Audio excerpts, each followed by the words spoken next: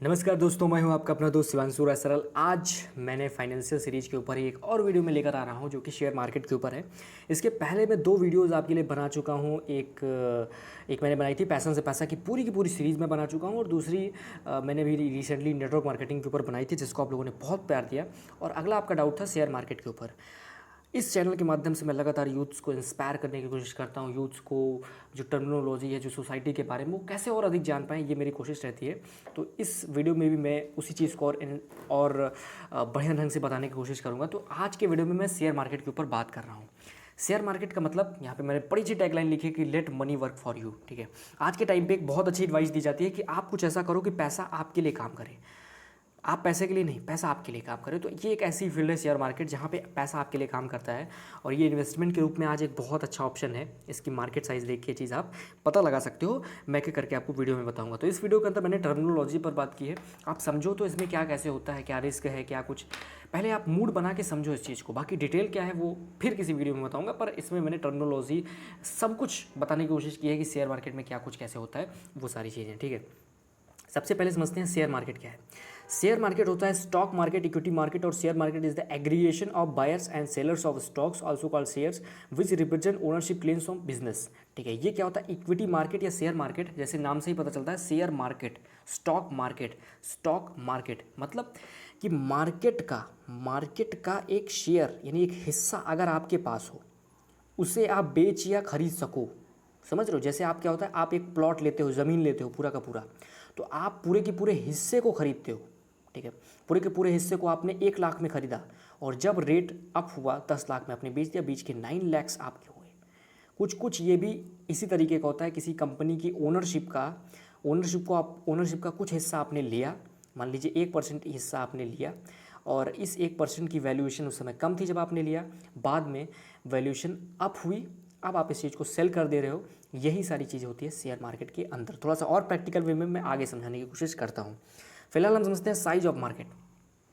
बहुत बड़ी साइज़ है। मैंने जैसे इनिशियली आपको बताया कि काफ़ी ज़्यादा इस समय ये ट्रेडिंग और ये सारी चीज़ें बहुत ज़्यादा इस समय फैल रही हैं।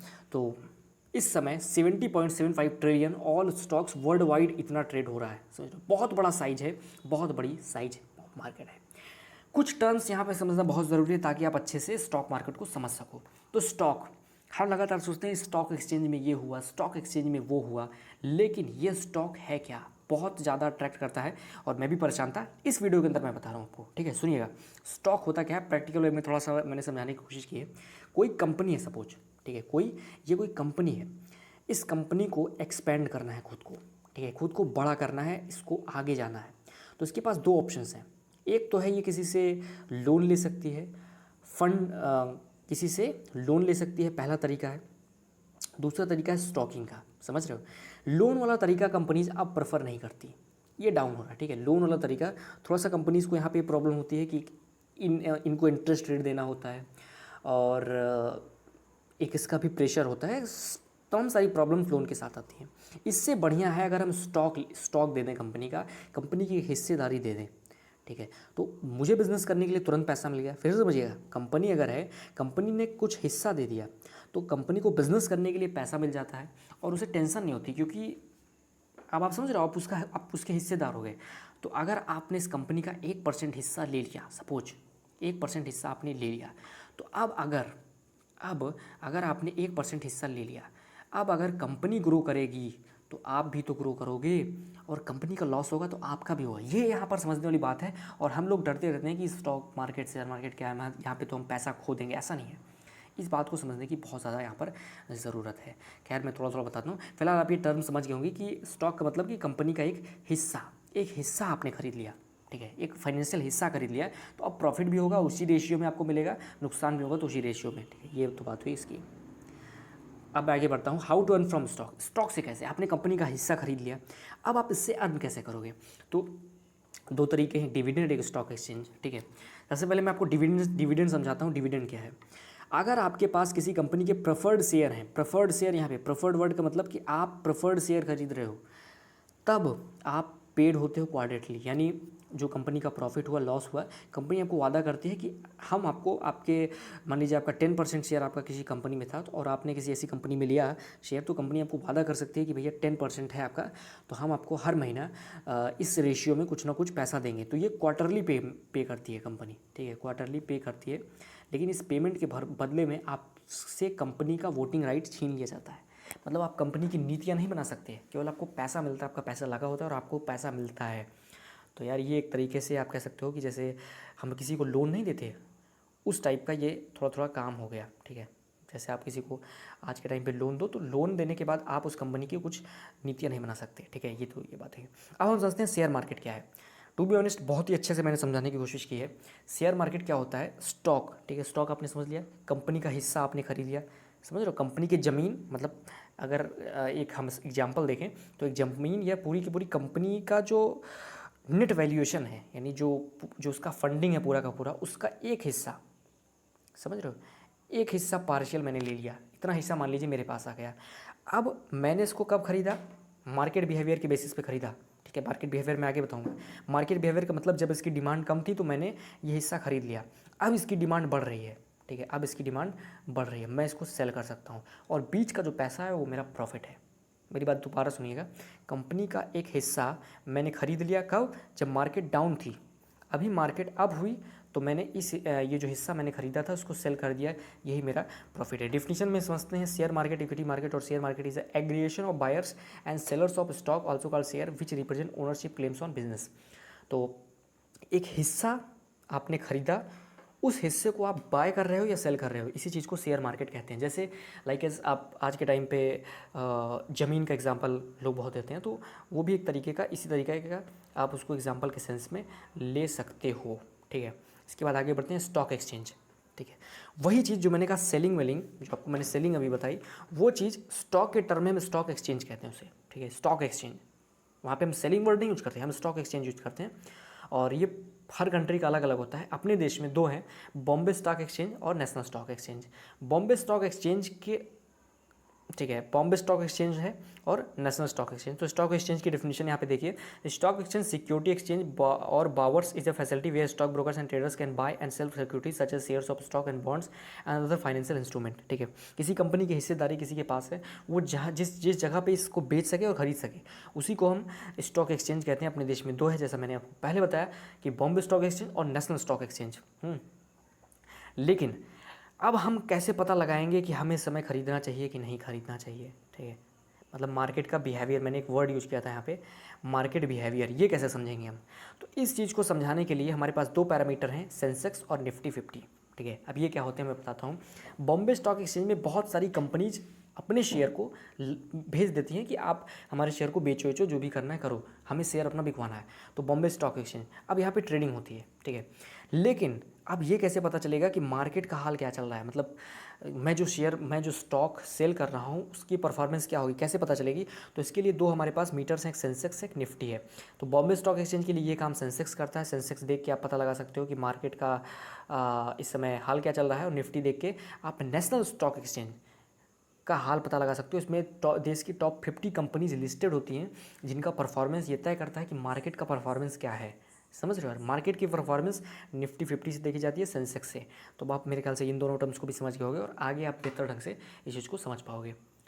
आगे बढ़ते हैं, वाई शेयर मार्केट, ठीक है। नेक्स्ट क्वेश्चन ये है कि अब हम शेयर मार्केट क्यों चुने। जैसे मैंने आपको इनिशियली कहा कि पैसा यहाँ पे आपके लिए काम करता है, तो क्यों चुने हम इसको, ये भी एक होता है। तो अगर आज के टाइम पे आप एफडी कराने जाते हो, तो एफडी का इन्वेस्टमेंट एफडी में आपको कितना पैसा मिलता है आपको पता है, 4% इंटरेस्ट, ठीक है, 4%। और इन्फ्लेशन रेट भी थोड़ा सा मैं आपको समझा दे रहा हूँ कि इन्फ्लेशन रेट क्या होती है, इस चीज़ को थोड़ा सा आप समझिएगा। इन्फ्लेशन रेट यानी पैसा आप गवा कितना दे रहे हो, तो 7 से 8% इस समय कंट्री की इन्फ्लेशन रेट चल रही है, समझ रहे हो। यानी अगर आप पैसा आपके अकाउंट में पड़ा रहा ना, तो इतना पैसा तो आप बैठे बैठे गवा दे रहे हो, जिसको हम इन्फ्लेशन कहते हैं, या 5 से 6%, मेरे ख्याल से इतना है, मुझे सही नहीं याद है। तो ये इन्फ्लेशन रेट है। अब इतना पैसा आप गवा दे रहे हो, तो एफडी में तो आप तब भी 4% लॉस कर रहे हो, ठीक है। आप थोड़ा सा उसके ऊपर आइए। तो जो बैंक की स्कीम्स हैं वो जनरली हमें 8% के ऊपर कोई शेयर नहीं, इतना हमें कोई रिटर्न देता नहीं है। बट क्योंकि इन्फ्लेशन ही उतना है, तो हमारे हाथ में तो जीरो पैसा लगा, हमें तो कुछ नहीं मिला, ठीक है। तो हमें कोई ऐसा जगह ढूंढना है जहाँ पे हमें अच्छा रिटर्न मिले।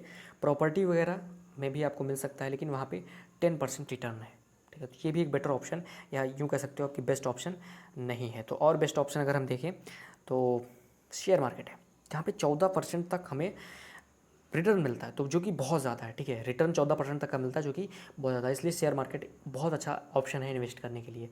एक और फैसिलिटी मिलती है, वो है टैक्सेस कम हो जाते हैं, ठीक है। टैक्सेस हमारे कम हो जाते हैं, क्योंकि कंपनी जब आपको डिविडेंड दे रही होती है तो वो टैक्स पे करके देती है, और नॉर्मली टैक्सेस से आप बच जाते हो, ठीक है। लगता नहीं टैक्स, बट कुछ केसेस में लग सकता है। तमाम सारी पॉलिसीज़ इसमें भी होती हैं।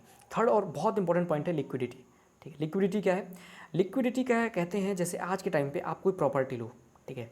आपने अगर 5 लाख की प्रॉपर्टी किसी इंस्टेंट पे ली और आपको अचानक से उस 5 लाख रुपए की ज़रूरत पड़ी, तो तब जब आप सेल करने जाते हो ना, तो हो सकता है आपको 3 लाख मिले, 2 लाख मिले, 1 लाख मिले। लेकिन शेयर मार्केट में लिक्विडिटी होती है, अगर आप तुरंत बेचना चाहो तो शायद आपको तुरंत वही रेट मिले या उससे अच्छा मिले। तो ये इसको बहुत ही अच्छा वे बना देता है इन्वेस्टमेंट का, कि आप अपने पैसे को तुरंत पा जाते हो, तो बहुत अच्छा होता है, ठीक है। और एक और एग्जांपल मैं शेयर करना चाहूँगा जो कि आपको उत्साहित कर सकता है। विप्रो के शेयर जिसने 1980 में खरीदे होंगे, और 100 रुपये का अगर उसने 10 शेयर खरीदे होंगे 1000 रुपये की वैल्यूएशन के, तो आज के टाइम पे उसका वैल्यूएशन 56.5 करोड़ रुपये हो चुका है। समझ रहे हो? तो बहुत बड़ा आंकड़ा है, और बहुत बड़ा आंकड़ा है, यानी इसलिए हमें लगता है कि शेयर मार्केट बहुत बेहतरीन चीज़ है, ठीक है यार। तो आप इसको इन्वेस्टमेंट करो। फिर अगला क्वेश्चन है, शेयर मार्केट क्या शेप है, ठीक है। तो yes, it is a safe and risk only in greater return policies. तमाम सारी पॉलिसीज ऐसी होती है जहाँ पे बहुत ज़्यादा रिटर्न की आपको बात बताई जाती है, या अगर आपको ज़्यादा रिटर्न चाहिए तो आपको ज़्यादा रिस्क लेना पड़ेगा, और आपका पैसा फंसने का ज़्यादा चांस होता है, ठीक है। और नॉर्मली ऐसा होता नहीं है। तो शेयर मार्केट एक सेफ़ वे है, कह सकते हैं हम, due to strict guideline of SEBI. SEBI एक संस्था है जो कि रेगुलेट करती है इस पूरे मार्केट को, तो इसलिए भी ये सेफ़ और सिक्योर हो जाता है। थर्ड पॉइंट है, if companies crashed you will paid firstly. जो इसके इन्वेस्टर्स होते हैं किसी भी कंपनी के, सेबी के नियमों के अनुसार सबसे पहले उन्हें पे करना होता है, तो इसलिए भी ये काफ़ी सेफ़ हो जाता है। और लास्ट में एक एडवाइस दूंगा कि but you should take precaution, ठीक है। चलिए, ये सारे पॉइंट्स हैं, बट इसके बावजूद प्रिकॉशंस तो आपको लेने पड़ेंगे अगर आप बचना चाहते हो किसी भी प्रकार के प्रॉब्लम से, ठीक है। तो आई होप आपको ये वीडियो बहुत पसंद आया होगा। मैंने इस वीडियो को बनाने में काफ़ी ज़्यादा मेहनत की, बहुत सारी बुक्स पढ़ी, बहुत सारे फैक्ट्स पढ़े, वीडियोस देखे, तो हम सारी मैंने मेहनत की। और इस वीडियो में मैंने आपको टर्मिनोलॉजी समझाई, जैसे कि मैं पहले भी कह चुका हूँ। टर्मिनोलॉजी मैंने समझाने की कोशिश की कि आप समझो तो ये सारी चीज़ें होती क्या हैं, आपको मैंने केवल ये समझाने की कोशिश की। तो आपने अपना बहुमूल्य समय दिया, इसलिए आपको थैंक यू सो मच। और यार प्लीज़, मुझे अगर आप फॉलो करना चाहते हो तो इंस्टाग्राम पे जाके फॉलो कर सकते हो, मेरा इंस्टाग्राम हैंडल है। सब्सक्राइब करोगे तो मुझे भी अच्छा लगेगा यार, और वीडियो को लाइक करेंगे तो उत्साह मेरा भी बढ़ता है। तो आई होप आपको वीडियो बहुत अच्छी लगी होगी। कई लोगों के क्वेश्चन थे कि हम इन्वेस्टमेंट स्टार्ट कैसे करें, हमें सारी चीज़ें पता है, तो उसके लिए अगर आपके रिस्पॉन्स अच्छा है इस वीडियो पे तो उस पर भी मैं वीडियो बनाऊंगा। बट फिलहाल टर्मिनोलॉजी के ऊपर मैंने बनाई कि आप इन सारी चीज़ों को समझो। वीडियो देखने के लिए मेरी ओर से आपको बहुत बहुत धन्यवाद।